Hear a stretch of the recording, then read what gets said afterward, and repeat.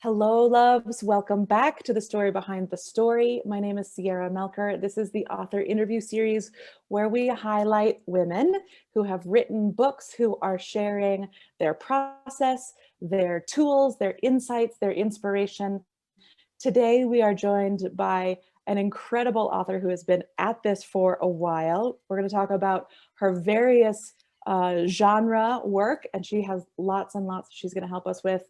Linn Random, thank you so much for joining us. My pleasure to be here. Welcome. Hello, everyone. Thank you.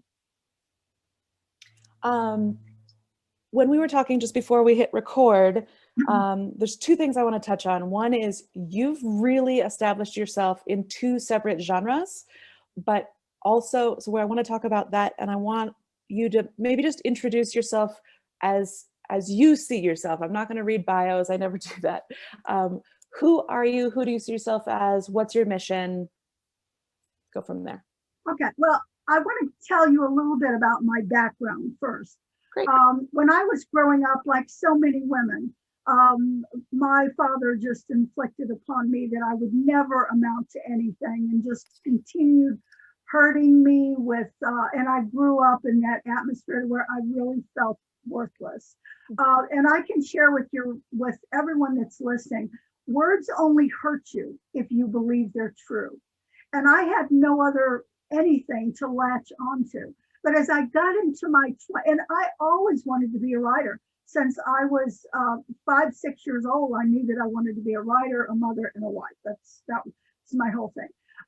So I went on to college. I had 3 offers from Doubleday, Hoyt and Mifflin and Westminster that told me, we'd love to see more of your books.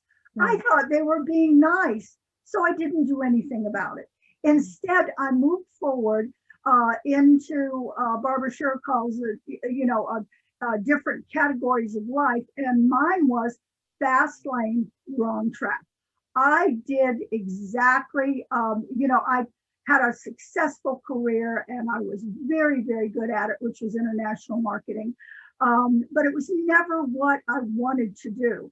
And it was only about 20 years later that somebody told me, I said, oh yeah, when I was back in college, I got these letters from these 3 publishers.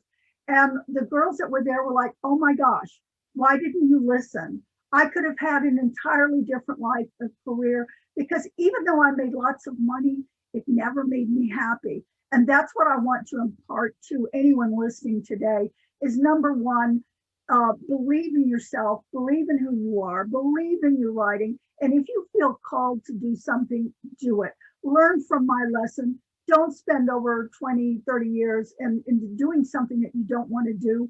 Grab hold that dream because you can do it. Don't believe in what others say, believe in what's in your heart. Oh. That's it, right? Like I feel like we could almost stop the interview right there and just be like that. Just listen to that on repeat. That's so powerful. And I really appreciate you sharing that perspective because I do think it's far too common that a little bit of doubt or a little bit of, maybe it's not even a little, but it feels like overwhelming, crippling doubt of I'm not a writer. I don't know how to do this. I have to do something responsible. There's all these little stories in our heads. And I love words don't hurt unless you believe them. But these tiny little stories that we've picked up prevent us from doing the things that inside we're like, I want to do this. There's that continual whisper that if it doesn't stop, then there's something calling you. We have saboteurs throughout our lives. They could be our parents, they could be our partners, they could be our best friends. And sometimes our best friends will come in and say, oh, you can't really do it, or they try to be subversive.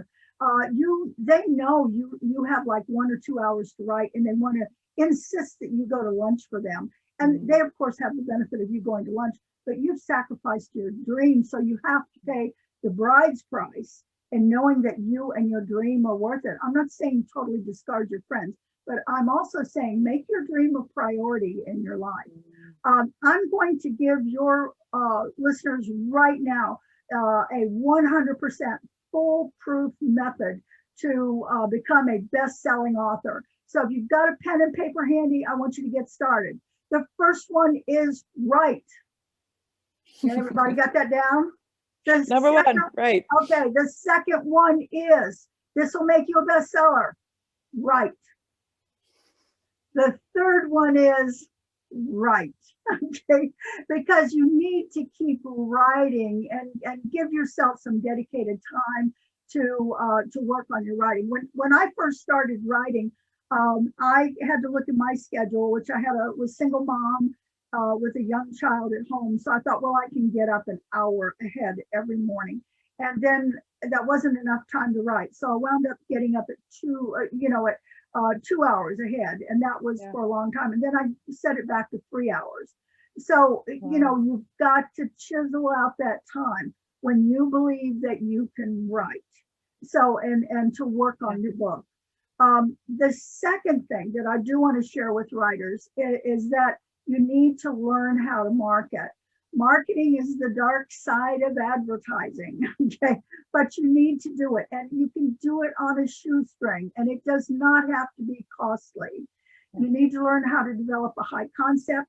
You need to develop your elevator speech, and then you need to come up with a strategy on what you're going to do to get out and promote your books. My book, I had to grab up that several here.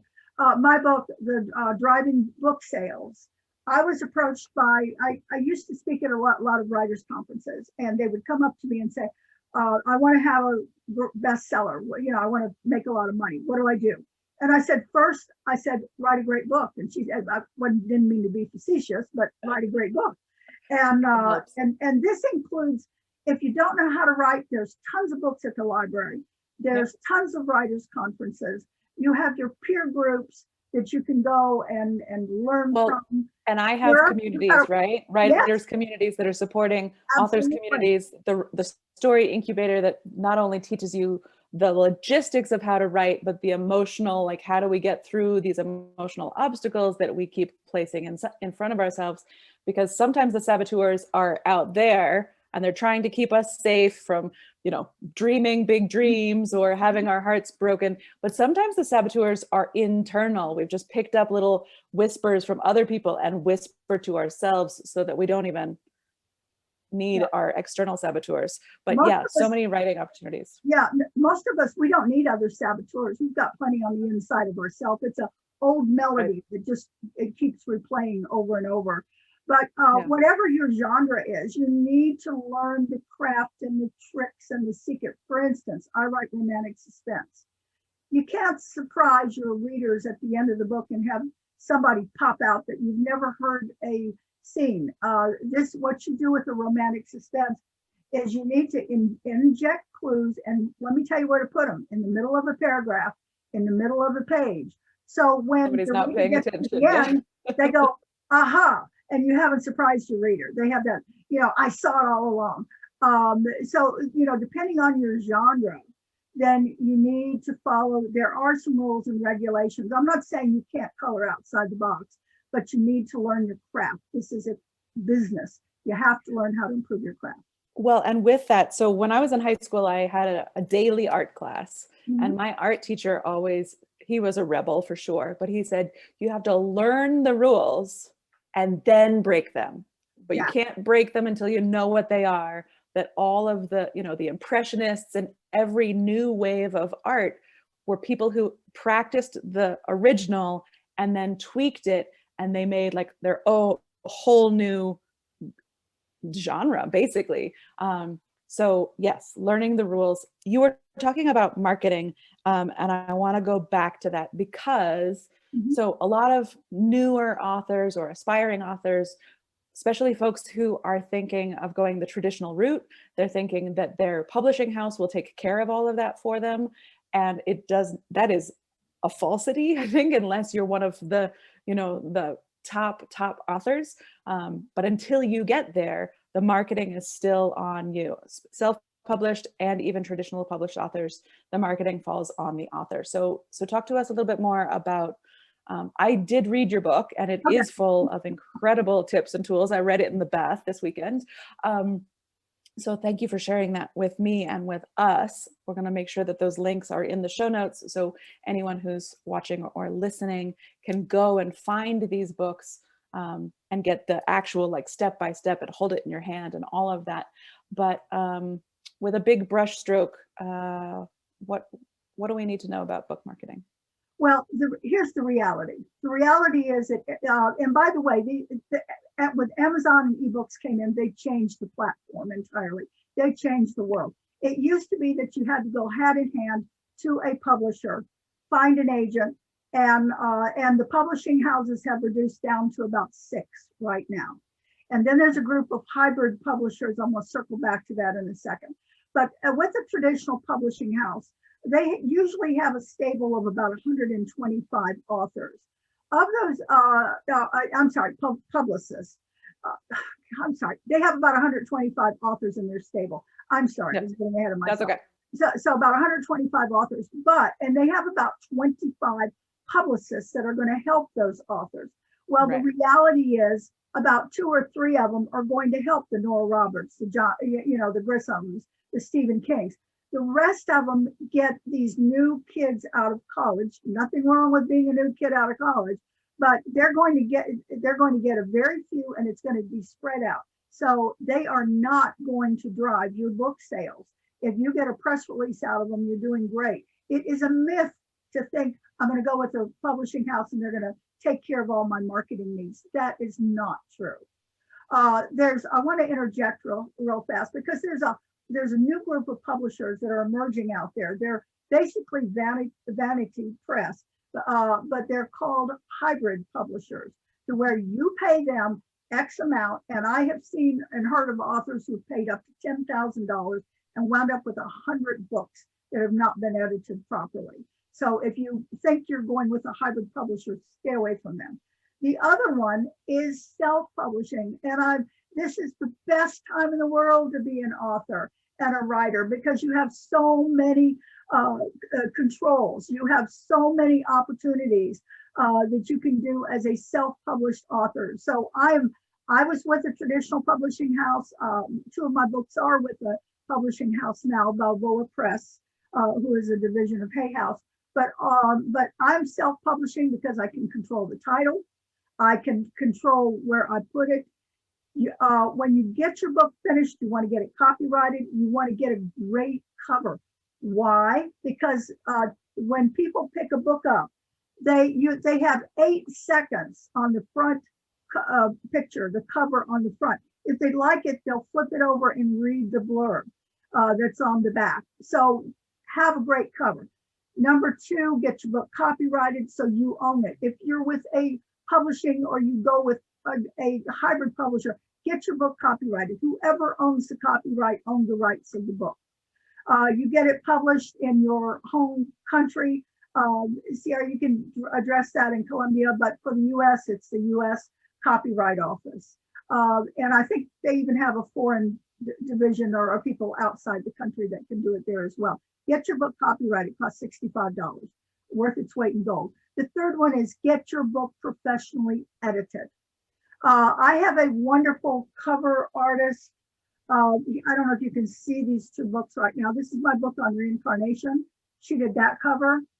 And I'm also launching on this week, how to have a successful book signing. I don't know how they're going to come out really well. She did both of these covers for me. She's done about 5 covers for me now. Her name is Designer Hala. She cost me $17.50. And I give her the most tip that I possibly can. But you don't have to spend, and I use Fiverr, if you don't mind me sharing the plug on that. I'm also got an editor who's in England who is very, very good. And I'm using, and she's $500. But, and so, and there's editors here, there's editors on the loop. So, but get your book professionally edited. So get those things done. And then absolutely. Self-publish on Amazon if you do nothing else. BookBaby is another one. But when you're on Amazon, there are so many opportunities. I would urge your readers to get my book, Driving Book Sales, because it tells you, as you read, start to finish, how to market your books.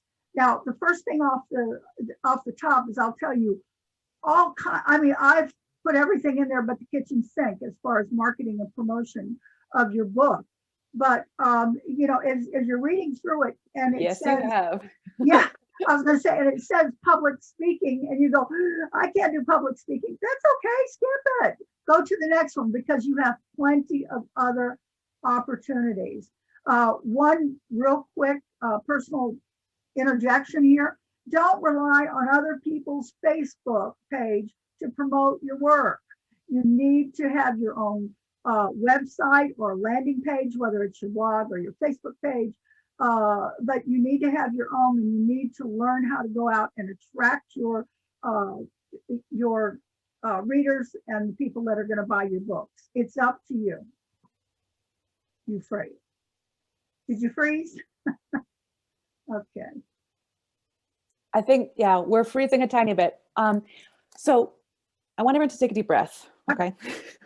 Because if you've just listened to this and you're new to this, you might be hearing all of this stuff that you do need to do and do need to have in order to have a successful book or series of books. And it's true, okay? There are a lot of moving pieces and parts in creating a book, publishing a book, marketing a book. This does not mean that you need to do all of these things all at once, but you can build slowly and you can learn how to do this. My first 2 books, I absolutely self-published. I learned on the go. I, you know, learned what I will do better next time and probably never do again, but you do learn. It is very time consuming. And I agree with you about a lot of vanity press and publishers sort of out there. I do have to say, I run a publishing company. Oh, I didn't mean you. just had to be clear. Yes. Because there is a lot, there's all these moving pieces. And if you can have some people who do know those moving pieces or know the right next step, or, you know, and I'm happy to be supporting people who are self-publishing and say like, this is where I am, what do I do next? I'll be like, great, read Linn's book, or go to this, or watch that, or take our training. But not everybody. I mean, how many books do you have out, Linn? 10 in different genres. Yeah, right. And I just want to how long have you been doing that? Oh my gosh, 20 years.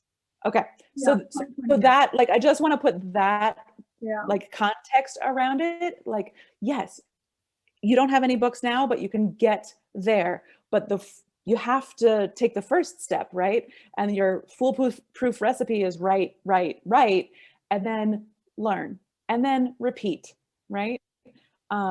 That we only get better from doing it again and looking at and observing and learning from people who are experts. You've been in international marketing since before some of the authors that are wanting to write were even born. So like, let's read and gain your knowledge, both from all of your book experience, but your previous experience. And none of us have to do this alone. And I think that's part of it, is like, if you feel like you're the only one and you think that you're alone and you have to do it alone, it adds to that like overwhelm of, I don't know where to get started. And one of the things that we are so clear about is that none of us are alone. We don't have to do this by ourselves, that there is a community of people who will teach, who will support, who will cheer you on. And that's what you were saying at the beginning of like, you're pro women and like getting female voices out there. So let's touch on that and then we'll wrap it up. Yeah, absolutely. I just want to say, just to clarify, if you're out there and you're thinking about writing a book, here's a couple steps that I would urge you to do. Number one, you don't have to do your marketing today. You don't even have your book done. You haven't even started page 1. So your job is not to, I'm way down the road, but when you get ready, I'll be there waiting for you. Number 2, go with someone you can trust. Now, how do we know we can trust Sierra? Number 1, she's helping you. She's giving you all of the tools. She has a beautiful publishing house that is going to help you every step of the way. And if there's some costs involved, there's going to be fair. And there's some places out there, and that was my point. You know, there's some places out there that will take advantage of you. Sierra will not take advantage of you. So when you get to your book being finished and you're satisfied with it, you want to give that baby to somebody that you trust. And then while she's working her magic and getting the cover and getting all the things done that she wants to get done to get your book to print, what do? You start on your next book. And then while you're doing that, I've got, and I'm just going to give one more little plug to my book. Absolutely. Yeah, okay. One of the things that are out there right now is an Amazon short that's out there. Yes. I have pulled 2 chapters of my book, couple chapters of my book, and one of them is how to set up a promotional calendar, which you have in Driving Books. Yeah. I've No, that was one of my favorite chapters. They're going to be free. I've added to it a little bit, and and it's going to be free on Amazon Kindle. So yeah, so when you're ready for that, you know, that would be your next step, way down the road. You know, or if you've already got a book published, go ahead and grab that. It's going to be free, and then start planning out.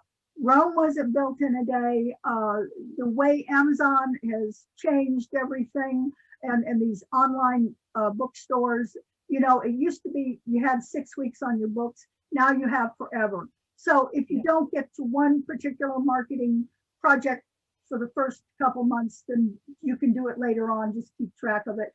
And we're all learning, right? Yeah, we're always just learning.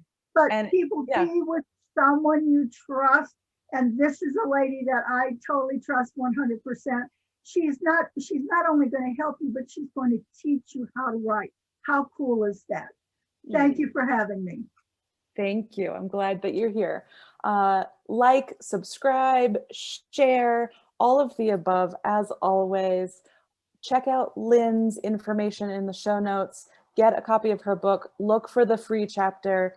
And we are a community of sister strangers, whether we've met before or haven't ever met. Know that there's actually an entire community of women who are supporting your writing, really eager to hear the story that you have inside you. So hop on, connect with us, reach out, and write that story, because we need it. So we need to hear your voice. As always, we'll tune in with another episode next week. Thank you for your time. Have a beautiful day. Thank you.